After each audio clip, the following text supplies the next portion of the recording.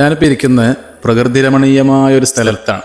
അള്ളാഹു സുബ്ഹാനഹു വ തആല ഈ രൂപത്തിൽ പ്രകൃതിയെ അണിയിച്ചൊരുക്കിയത് മനുഷ്യന് വേണ്ടിയാണ്. എല്ലാം പഠിച്ചത് മനുഷ്യർക്ക് വേണ്ടിയാണല്ലോ. അപ്പോൾ ഇത് കാണുക, അതുപോലെ തന്നെ ഇത് അനുഭവിക്കുക, ഇതിലൂടെ റബ്ബിനെ കുറിച്ച് ചിന്തിക്കുക എന്നൊക്കെ പറഞ്ഞാൽ അതൊരു മുഅ്മിനിൻ്റെ അവൻ ചെയ്യേണ്ട ഒരു കാര്യമാണ്.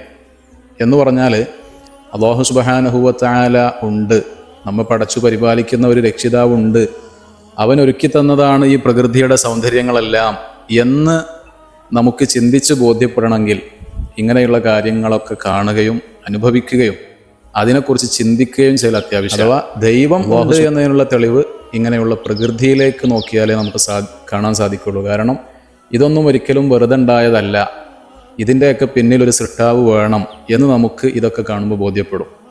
ആ സൃഷ്ടാവ് അല്ലാഹു തആലയാണ് എന്ന് അമ്പിയാക്കൾ പഠിപ്പിച്ചു തരണം.